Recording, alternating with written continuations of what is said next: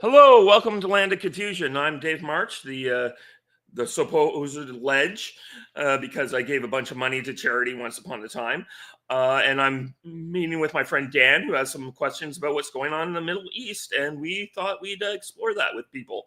So, Dan, you have questions for me, and maybe I Yeah, have some boy, answers. there's a hot spot everywhere lately. That's breaking out right now, and of course, Mhm.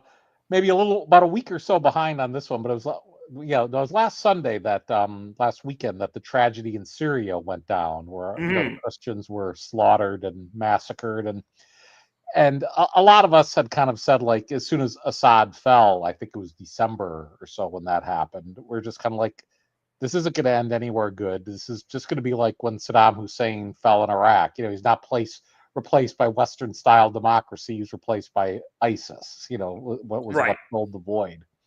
So I guess I kind of wanted to go back to the beginning of that, and instead of like focusing on the tragedy of last weekend, um, what specific? I mean, like, I'm assuming the U.S. and the West finally ran a regime change operation to get rid of Assad. So Yes and no. okay, So definitely the West was trying to get rid of Assad. They were definitely doing that. But Assad himself seems to be very concerned. I'm not too sure exactly what his wife's health condition is, but he's very loyal to his wife. And because of that, he was more concerned about her health condition than anything else. So he fled to Russia to keep her safe and alive and healthy. Some say it's cancer, some say it might be something else. I'm not too sure what it is, but that seems to be his primary motivator. Certainly, Iran had at least two brigades that were ready to cross into Syria to bail him out. He had supporters from in his first civil war. He was bailed out by some of his people in Lebanon there, and they were more than willing to come in on his side. So okay. understand the bridges were blown there and wasn't available to help him out, but certainly he had allies in the region. Russia might have been able to deploy a division there to strengthen their forces there, but that would have taken more time. But definitely, Iran was more than willing to directly intervene. And Assad decided no, discretion was a better part of valor. His troops were broke. He was paying like his top generals the equivalent of $40 a month. Oh wow. Okay. Yeah, yeah, that's what my sources are telling me. So, though there was people who were willing to help him out and keep him going, he decided that he wanted to quietly retire. He's always been the reluctant leader of that particular region, where Okay. his brother died. His brother, who was going to be the natural leader, died. I can't remember why, but he died very early on. His father was an absolute Saddam Hussein level tyrant, killed tens of thousands of people, but Okay. to keep the region going. But yeah, that's what happened there. He was just like, he always wanted just to be a dentist in freaking That's what I England. heard. Yeah. And that didn't work out for him because his brother had an untimely demise. And like, so what specifically triggered this inciting incident where he felt like he said, like, I've got to take care of my wife and flee to Russia? What happened? Eye doctor, not dentist. Thank you, Justice ET, for chatting in the comments. So yeah, there's definitely. It's not exactly sure why it was at this particular moment. I think it was probably a culminating incident over time, where Okay. it led to the situation breaking out, where the optimum conditions were met. I don't think there is some specific reason why it was right freaking now that it had to Okay. happen. All right. I It was feel just it's just like, gradual. you know, suddenly the opportunity arose and they made their play. Okay. All right. And do you think there's anything to the fact that because Russia was bogged down in Ukraine, might not have been as available to help as they otherwise No, might I have think been? Iran had enough troops that they could have intervened to preserve some Okay. portion of the national government. That's how I feel about it. It's like they were ready to go in, and when Assad just basically said, no, it's over. So that's how I feel about it. I think Iran had the guys in place that they could have bailed him out once again. Oh, and I mean, I know Syria and Israel are basically at each other's throats. Does Syria officially have an Israel cannot exist policy, or No, I think Syria was okay with Israel existing. They had been okay with it existing since 1948. okay, I mean, there's a couple times where they had various amounts of intervention between the two of them, where they fought it out over, especially over the Golan Heights, which Syria lost to them. that's right, yeah. But I feel that was what they were okay. They were okay with letting it exist, in the sense that, we might want them destroyed, but we're not going to go all nuclear on them, I guess is the way Right. I would describe it. The became a just kind of an uneasy coexistence kind of Yeah, yeah, yeah. situation. It's like, So, we don't like these guys, but we have to live with them. so would there be any truth to the theory that Netanyahu like pressured the West to keep the pressure on Syria to drive Assad out? Or Oh yeah, definitely. okay, Netanyahu's already just outside the gates of Damascus, and it's going to come down to him or Turkey, who gets to keep control of that city. But I feel it will be Turkey in the end that will okay, come in with enough troops and manpower, and that's the real difference between Turkey and Israel. Israel might have better stuff, and they might have better experience, they might have better tech, but the fact is that the Turks are a country of I'll have to look it up, but I'm going to say 50-60 million people, and oh, okay, Israel is like 7 million.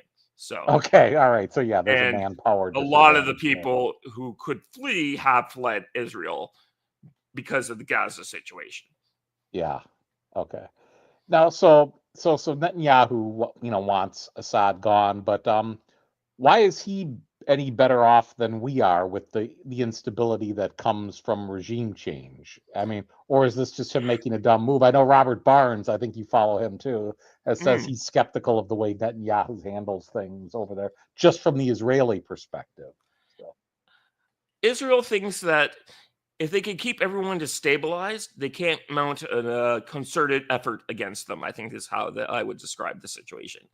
So okay, if they keep that Syria actually makes in sense. civil Yeah, war, if they keep all the countries around them in civil war, they're better off.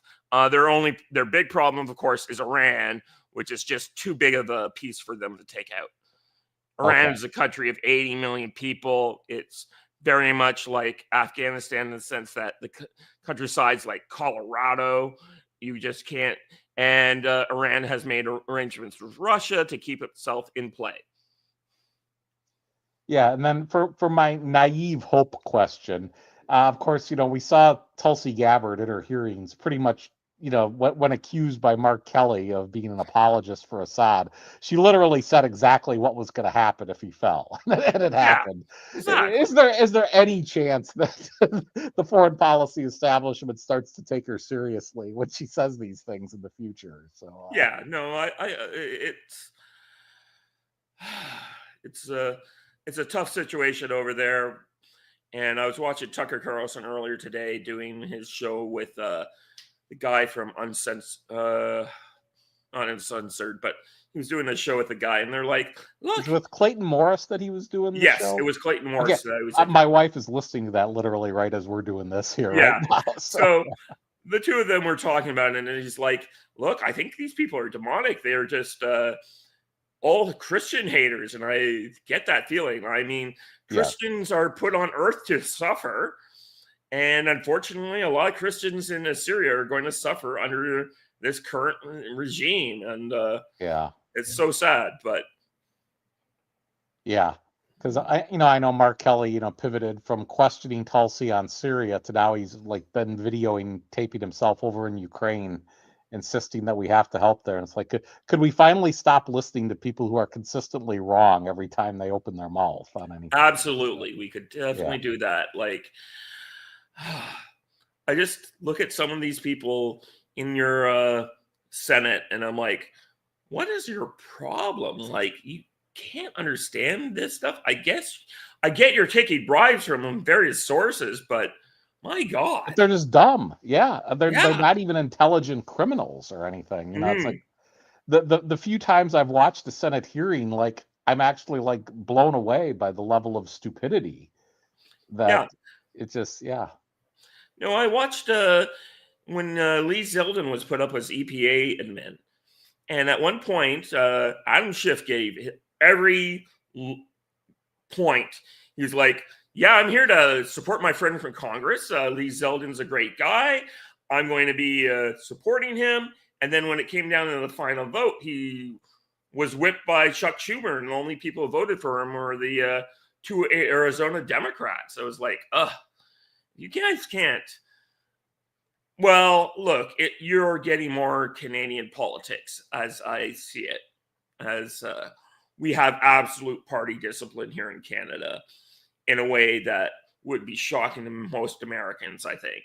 And I'm Mm. just watching the Democrats and down in this thing. It's like it's all party line votes. So Yeah, yeah, you're right. It definitely did not used to be that way. I mean, there used to mm, be genuine vibrancy in both parties, yeah, and even what we call like dissent among the Republicans, even that's like it's a handful of people, like 4 or 5. I mean, it used to be like whole factions that were mm, kind of battling in each party, and it was a lot healthier. It was certainly a lot more fun to follow. yeah, Whether it was better or not, well, that's up for the viewer, but it was a lot more interesting. So yeah, more dynamics.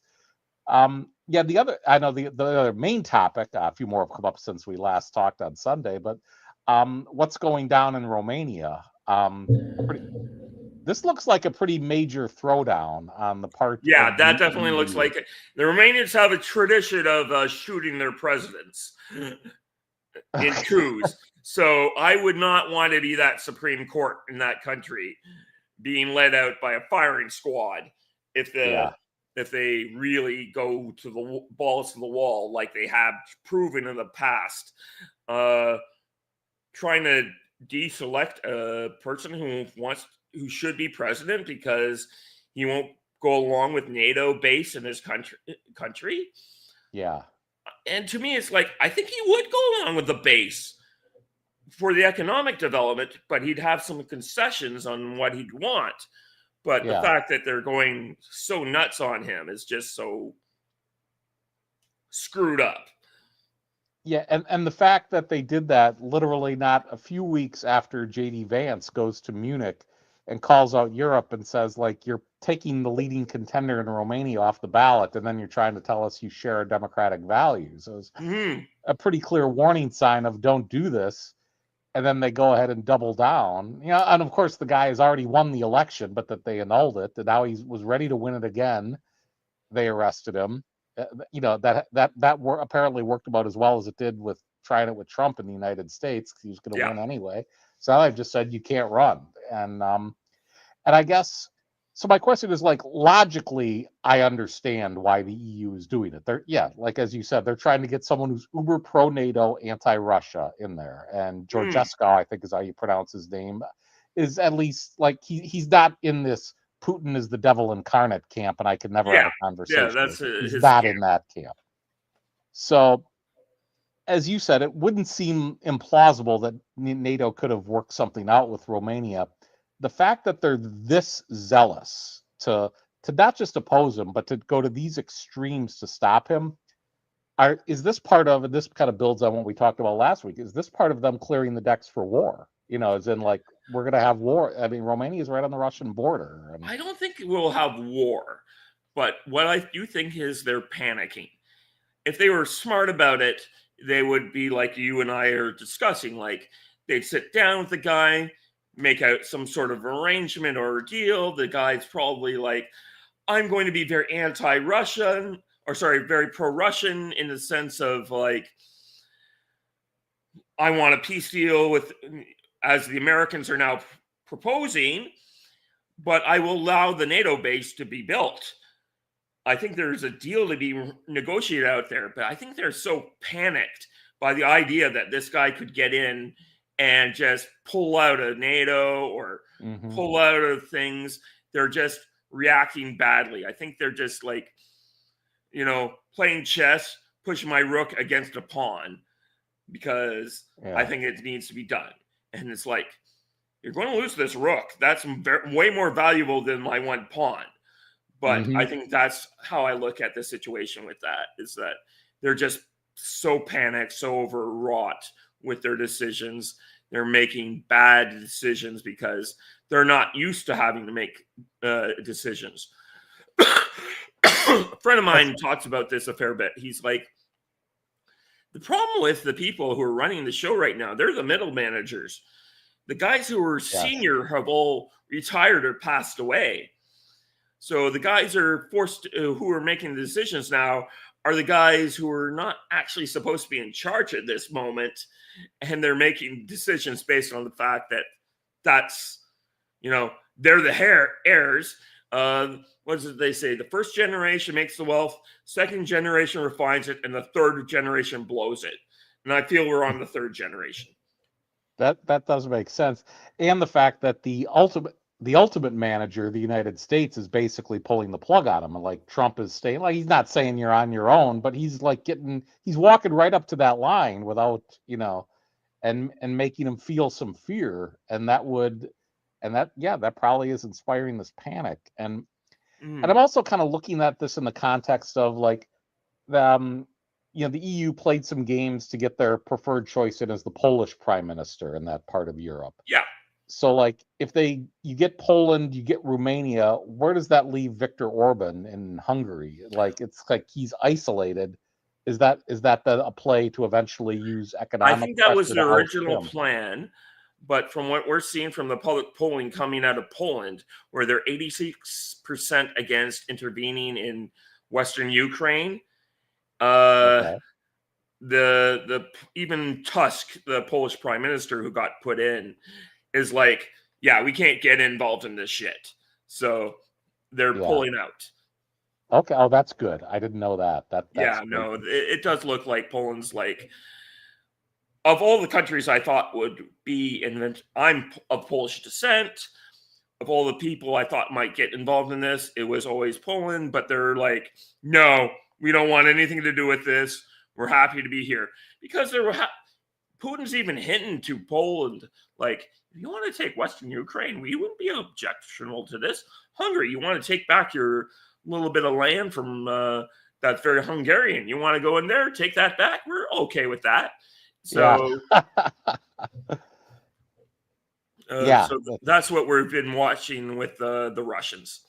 Yeah, and of course, and Poland has suffered a lot because of the war, because they get the refugees flooding from Ukraine. So they need this to end for just some economic relief on the whole definitely.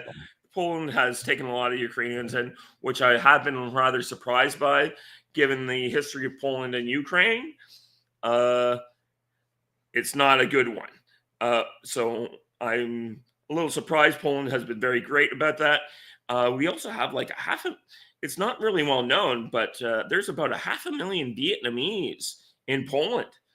Are there really? Oh my God. Yeah, there is like Little Saigon's a big thing in Poland. If you watch Polish television shows on Netflix, which I've done a few times, there's always like Little Saigon or a guy who's a Vietnamese person. Apparently, Poland and Vietnam have a similar relationship, and because of that, they brought they're Roman Catholic. They were both countries that are often considered in the middle, getting conquered, and they have a big history of being aligned. So there's been hundreds of thousands of Vietnamese who moved to Poland and have been fully integrated to society. It's one of the rare multicultural events in Europe that seems to be successful. That's right. That's actually, that is amazing, because those are two very different cultures. But as you said, like the Catholicism, theme definitely kind of welds people together there. And you wouldn't think of them as similar, but you start to get underneath it, and there is a lot in common. And there's definitely a lot of common there.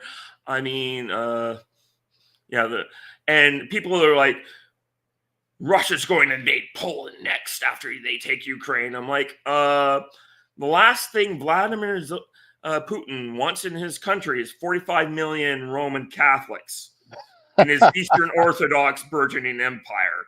That's like why the Russians originally conquered Poland is I was reading a book on the Treaty of Versailles, and it kind of explained it. And they're like, the Russians had were invading France because of the War of 18, the Napoleonic invasion, and they got to Poland. They're like, wow, these Poles are so much more productive than we are back in, and they're our brother Slavs. How are they so much more productive than us? And they were hoping to copy and paste the Polish experience onto Russia. And then Alexander II had some sort of weird religious conversion and went down hardcore on Eastern Orthodox. So yeah, and that whole theory about well, if we don't stop Russia and Ukraine, they're going to go to Poland, and we both kind of know that that's domino theory myth at work there. Yeah. But I would always kind of look at it and say, like, look, okay, I will acknowledge my shortcomings. I don't know enough about Putin to know what his intentions are, but like I would look at this and say, the countries that would be the first to fall if this were Putin's motivations, Poland, Hungary, Romania, they seem a lot less worried about it than a bunch of neocon warhawks in the West sitting behind their computers who have been wrong about everything for 30 years. So absolutely. We had this whole situation in the 2022 after Russia invades Ukraine. I'm watching the British cut their army down by 10,000 troops. You're trying to tell me you think he's going to overrun Western Europe, but it's a good time to downsize your army? That's right. Yeah, we talked about that last week. Right. That's a classic. Don't watch what people say, watch what they do. To add it to find out what they're really thinking. Yeah. Well, and it seems like something's really coming to a head right now in Russia and Ukraine with what's going on in Kursk, where it's looking like that. The Ukrainians are badly encircled. Trump put out on Truth Social, basically begging Putin, like, don't slaughter them. This will be a massive massacre. And to the best of my knowledge, Putin has now put out an offer and said, like, we will treat the Ukrainians fairly, like, lay down your arms. Yeah. So, like, you kind of get the feeling by the time we see each other Sunday, there could be something very significant developing here. Am I right in reading it that way? I can see something developing in the next few weeks. I was watching on X a little bit earlier today, and some Ukrainian NATO type is all about like, the Russians have clearly surrounded us. I'm like, Trump is buying in 100% Russian propaganda, and I'm like, Trump has the CIA and the NSA and the best satellites on the planet. I think he has a better idea of what's going on than some rando on X. Yeah. Yeah, my favorite thing on X in that regard is Zelensky went and put out a clip and said, like, we are not surrounded and we have not lost. We are simply backing up our position here. And people said, like, okay, most people would take like your admission that you're retreating as a sign of a loss, however you want to spin it here. So it's, that's definitely not. That's definitely how I see it. It's like, Zelensky. No, I just, I was at church before we came here, and I literally said a prayer like, will the Ukrainians just please lay down their arms right now, take this moment, and just stop? I mean, it's just like we've all known how this war is going to end from the start, and it's really apparent now how it's going to end. It's been apparent for, it's like they're not getting the land back. Like that's just not going to happen. It's like everybody that dies from this point forward is dying for something. Look, if they believe it that strongly, that's up to them. I'm not going to get in the middle of a ethnic, fight over there. But objectively speaking, everybody that dies right now is doing so in a cause that has already been decided. And it's pretty. Look, countries of 40 million people. It'd be like Canada trying to stop the United States from conquering it. Yeah, sure. Maybe I'll pick up a rifle and maybe I'll shoot at some Americans. But, right. We're not going to win this. Yeah. Hey, look, I'm of Irish heritage. I know all about like the notion of a feudal fight against the crown sometimes, Yeah. and I get why it's attractive to people in certain situations, but Mhm.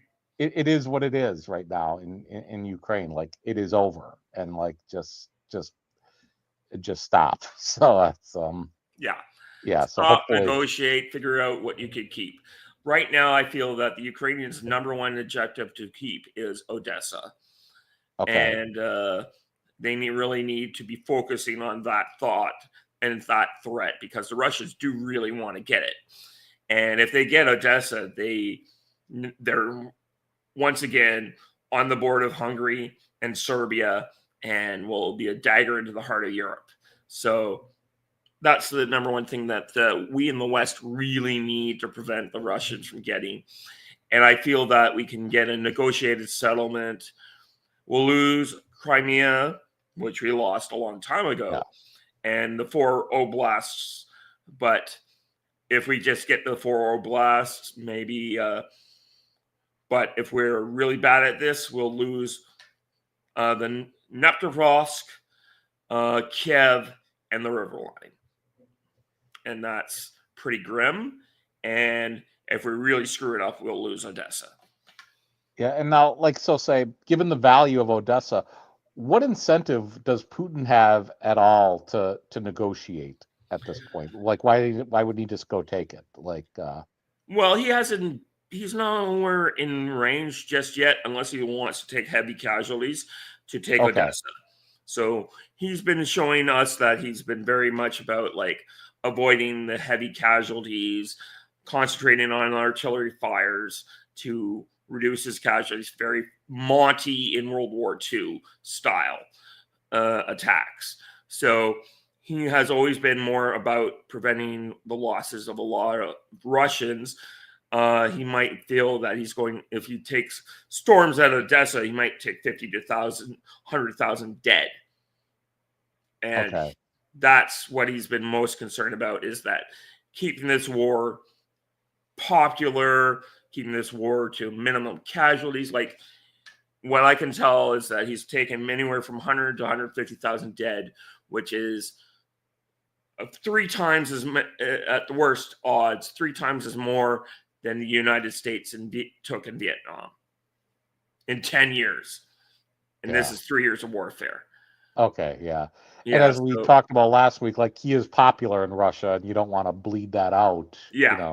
Yeah. if you don't have to. So Yeah. So I feel that he will insist on keeping the four oblasts that he's officially annexed, and Crimea, which, from what I could tell, really did vote to join. I don't think these people were like, they're like, no, we want to be part of Russia. We've been part of Russia since the 1780s, since the Russians kicked out the Tartars. so you believe those people in those regions, they did vote to want to be in Russia? Yeah, so Oh, and mainly because we saw the results of the annexation votes. So Donetsk voted 90% to join in. However, they were the ones who were most hard hit during the Civil War. I believe that. Zaporizhia voted like 56% to join.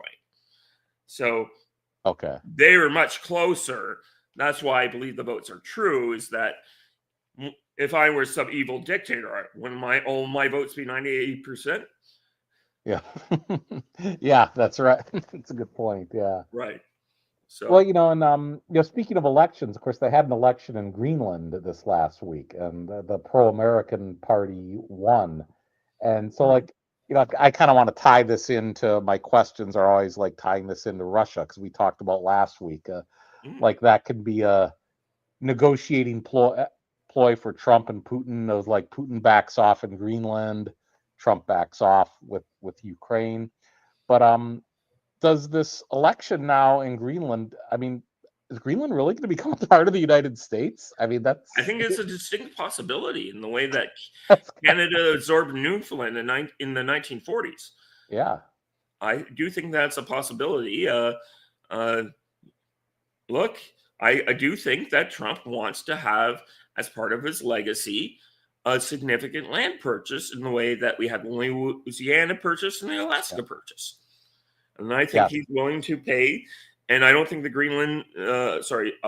Denmark has the resources to really maintain Greenland at the level it wants to be. And I do think that Trump could possibly purchase Greenland away from the Danes. I think that's a totally possible situation. And yeah, because as the more I think about it, it's just like it makes a lot of sense for us. You know, we talk about its strategic value. It's only 57,000 people, I believe. Yeah.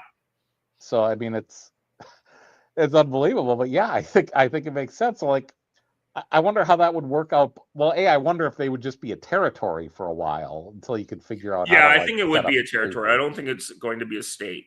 It'll be like Puerto Rico in that sense. Okay, all right. I don't think with only 57,000 people, 60,000 people, I don't see it becoming a state. But it will be a territory in the sense that Puerto Rico is a territory. I think Puerto Rico will be a state before Greenland, for example. Probably, yeah, that's right. Yeah. And so, like, what do we think the price tag would be on something like that? A lot of money, but not $1 trillion. Probably a couple $100 billion. Okay, that's actually Musk might find that just lying around with what he's doing with Doge and everything right now. So yeah, Musk, I feel. Well, we have a lot of like waste, fraud, and abuse that Musk has been exposing, but I feel the big deal that's really going to happen is that Trump has talked about the nuclear situation between Russia and America and China, and I think Trump is going to get real serious reductions in nuclear weapons. I think that's where he's going to go, and that'll be like going from 5,500 nuclear weapons in the United States to say 1,500, and that's been a long goal of a lot of people to make that happen. I knew they were talking that under Obama, and that the Russians would agree to that because they are at 7,500 nuclear weapons. I think there's a couple $100 billion worth of savings there, and I think that's what Trump is really going for with the Pentagon. He's going to find money here and there that's overvalued, maybe $50 to $100 billion worth of reductions, but just drastically reducing nuclear stockpiles amongst the three countries, because I think China is actually at 1,500. I don't think they have a lot, from what I can tell. So China stays parity, and America and Russia reduce, and both sides say, we have enough nuclear weapons to screw each other up, but there's some money to be saved here for both our perspectives, and I think that's where the real reductions in the Pentagon are going to come, is from reduction on so many nuclear weapons. That's right. And Trump, I mean, he's talked about this before, and he talked about it again in the joint session a couple of weeks ago. Like, he wants the resources going to building the Iron Dome missile defense as well, too. That's well, the Russians have effective missile defense, unlike the United States. I knew they have a much better setup than we do for missile defense. Apparently. Well, what happened is you pulled out of the ABM treaty, then you got distracted by the war on terror. But the Russians weren't having that problem, so they made missiles that could shoot down your nuclear missiles. I'm not saying something wouldn't get through, but they have a very effective missile defense system that is better than anyone else's in the world. They sent some of their S-400s they've sold to Iran.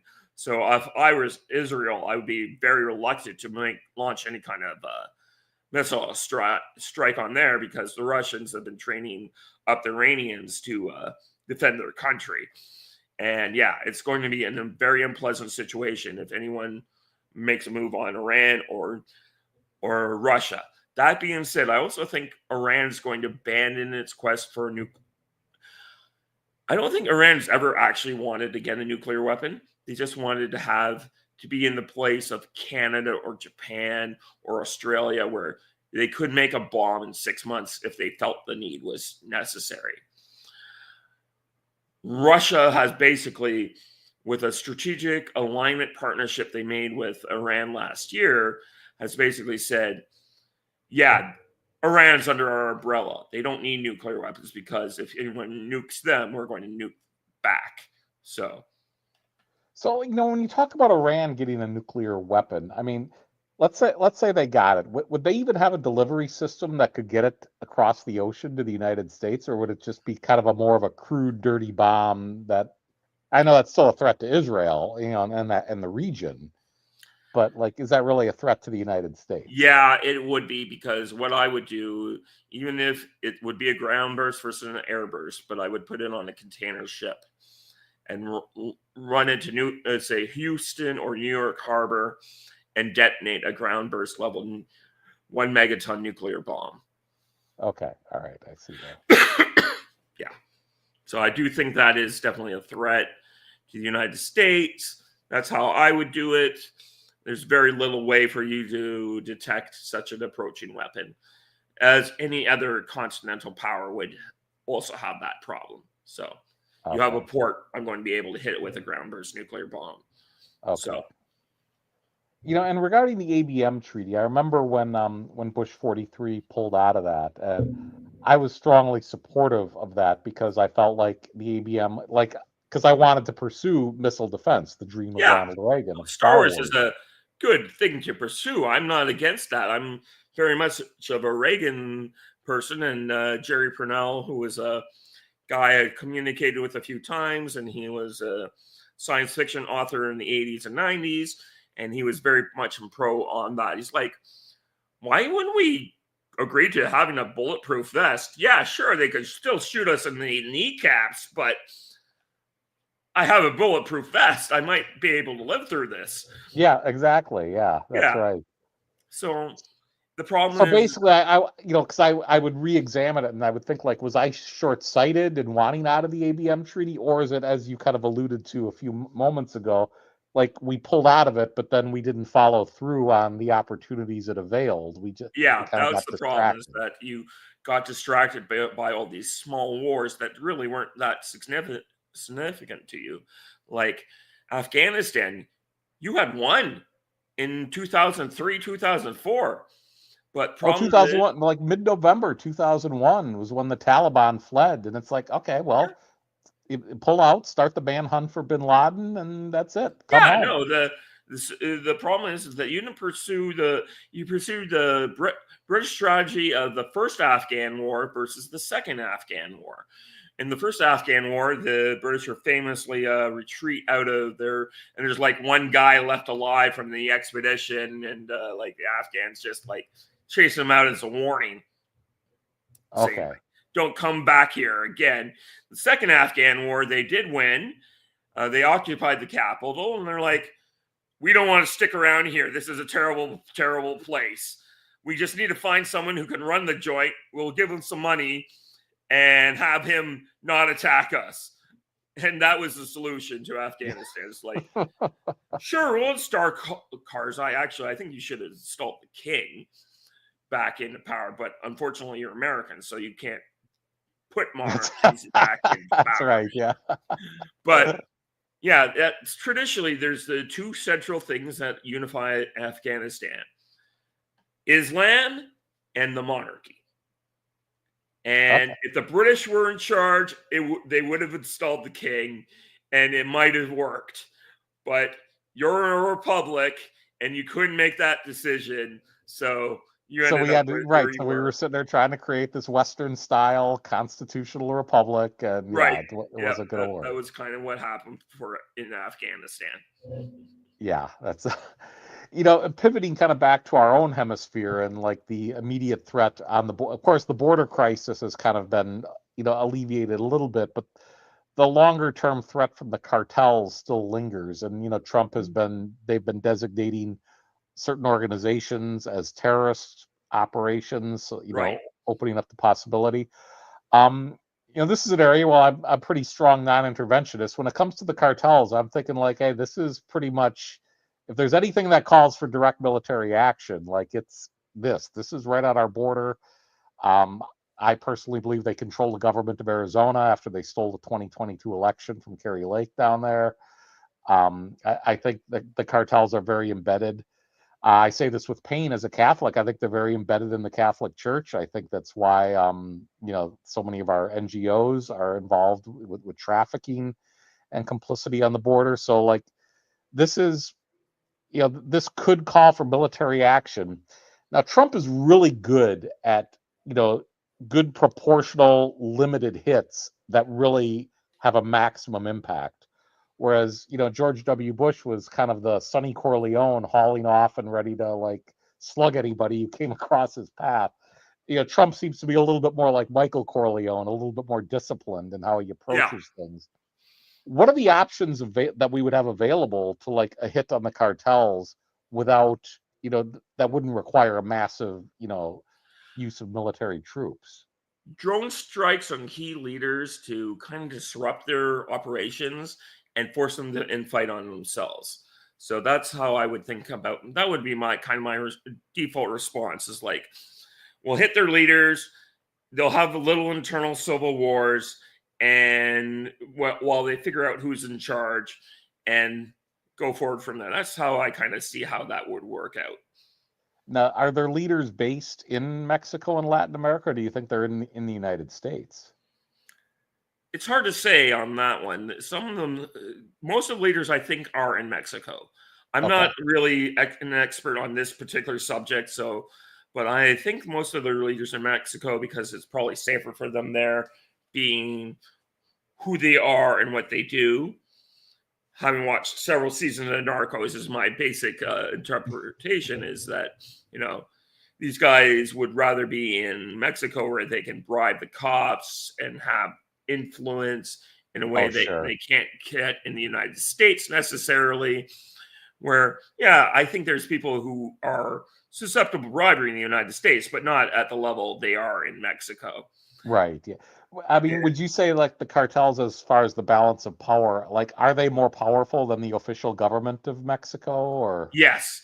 Okay, As far as that's what I I could tell, thought. they are definitely running things. I was watching Douglas McGregor earlier this week, and he was talking about how the Mexican president only controls the 40 square miles around Mexico City. And I'm like, I'm very doubtful she even controls that.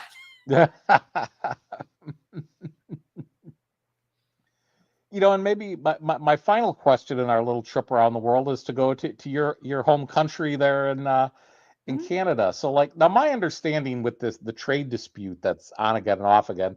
Now, while Trump loves tariffs, and full disclosure, I love them, I think, even more than he does, it's Okay. also pretty clear he's more interested in Canada controlling the flow of fentanyl, and, like, the tariffs are. So, based on this, why wouldn't the Canadian government just control the flow of fentanyl and make this all go away? Okay, so here's some things you need to know about Canada. Yep. We are founded by two portions of our country. One is Quebec, who was literally conquered mostly by American troops under British leadership in the war, the 7 Years' War, I believe. Okay. So they're just like you because you conquered them. Right.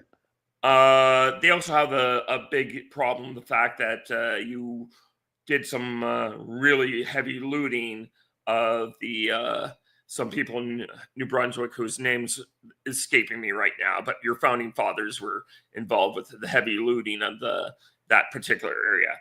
Okay. The other problem is that the rest of Canada is founded by people who were given were subject to a literal pogrom by the by the revolutionaries during the Revolutionary War, where Empire loyalists were like had their lands confiscated, they were persecuted, so that's heavily embedded in our history. Plus, there's the War of 1812, where we got to somewhat kick your butt, which led to our national myth at our history. You have your revolution, we have the War of 1812. Okay. I All think if right. that war never happened, I'd probably be an American right now. That being said, Really? Okay, that's yeah, interesting. no, it's a general possibility. If you guys hadn't attacked us, we might have been gradually absorbed over the next century. But you did attack us, and we have a national myth about like us kicking your butt at Queenston Heights. So that's a thing. Or conquering Detroit, which is not, I'm sure, not something that's taught down in the States. No, But it's not. That's yeah. Now, at the time, the town Detroit was like 800 people, so it's not like it's not like the 2 million people who live there now. Right. But Yeah. so we have that kind of history there. So that's involved in the complicated thing. Also, the fact that Canada's very complicated in ways that few Americans understand. Like, Ottawa is a creation of the provinces. We created on Ottawa so we can, the provinces can always blame anything problematic on Ottawa. Okay. And the provinces are actually supreme here. It's not Ottawa. Americans think that, we have Ottawa, it's our central government, they make all the decisions. And I'm like, no, Ottawa doesn't make many decisions unless they have confluence with the provinces who control the key institutions. Like the local police is often controlled by the provinces. The judiciary is controlled by the provinces. The legal code is determined by the provinces. Ottawa is incredibly weak here in Canada. But most Americans don't realize that because, why should they care how Canada runs? So, no, yeah, it's like it is even like, to kind of like look at with Ukraine when I started looking at that and realizing like how different, like how divided Ukraine was on like whether you want to join Russia or join Europe. And it is very easy. You just look at another country and you don't really process all of the little nuances and distinctions that you're very aware of in your own country. yeah.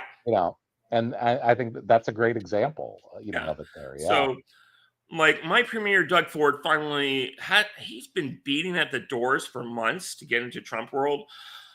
There's at one point where I even considered reaching out to Rich on his behalf to make an arrangement.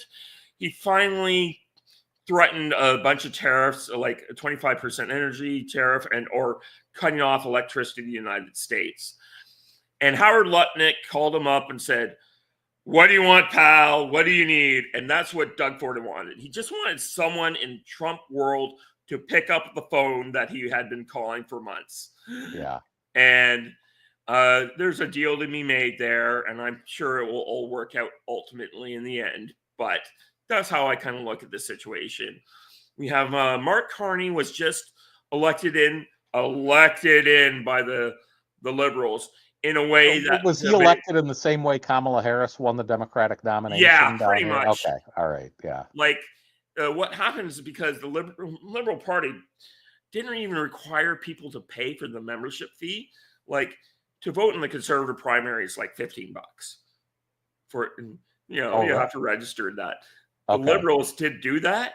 So what kept happening was all these conservatives, grassroots people would grow and get Liberal memberships. Mm-hmm. And so they could influence the election. They kept going to different people.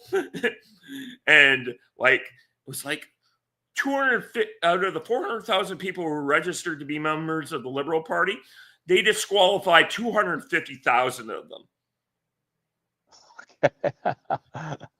Yeah, there are people overseas that were trying to register to vote to influence the Liberal election. So that was a thing. And they figured it out. But Mark Carney, they decided that he was the one they wanted. We're going to run the same playbook we ran against Michael Ignatieff back a couple of elections ago. And I think we'll win. I think the Liberals will have more seats than they should based on the fact that, the Trump tariffs and all the anti-Americanism here, they're going to have more seats than they should, but we should still have a strong majority. I still think we're going to win like at least 200 seats at this point. They're just that unpopular. And we need like 175 to win. Okay. All right. So it's, yeah. So, on these issues that we've talked about here tonight, like, what do you think are the best Twitter accounts that really kind of keep up with this on a regular basis? I don't know about Twitter accounts, but definitely YouTube channels I like to watch Yeah, are or that too. Yeah, the Duran is pretty good. yeah, that's my favorite. Yeah. Jimmy Dore is okay for those who want to have a more comedic view of things, though he's not big on foreign policy. He's more domestic issue focused. Uh, Dan Davis's account is Daniel Davis's account. He was apparently going to be number 3 at DNI, and then they found out he was anti-Israel because of his Christian beliefs. He's pretty good. Okay. Tucker Carlson, Oh yeah, always great. Tucker. Yep. Yeah, and yeah, those are the 4 accounts that I would say. Okay. All right. So off I the top think of I'm my head. pretty well attuned then. Yeah. And of course, Ian Davis, I got to check if out. you want polling data and knowing what's accurate in the United States, go to our mutual friend Rich's channel, the People's Pundit. Yep. Inside the numbers. Yeah. Inside the numbers. That's right. You got to watch that. And I also it's subscription only, but I love Bourbon with Barnes, Robert Barnes's thing that he does. Yep, he's pretty good. I have given up on that account mainly because it's just only so much money go around. But yeah, that's right. Yeah, there's a limitation on everything you can do. So yeah. Mhm. All right, that kind of covers all my questions here today. Okay, well, that's pretty good. I'm glad I was able to answer them. And yeah, we're coming up on the hour mark, and people say it's pretty good when we only get an hour in. So That's an hour is easier to digest than, say, a Joe Rogan podcast where you need to spend 3 hours of time. That's right. Yeah, and you're always kind of like, okay, I hit pause. Now I'm coming back, and yeah, that's right. Okay. Well, thanks for coming by, Dan. I'll see you in the future. I'll see you on book club on Sunday. That's right. Yeah, everybody go to follow Rich Barris on Twitter, and he posts the book club link right in there. So every Sunday. Okay. Yep. Okay. Bye-bye.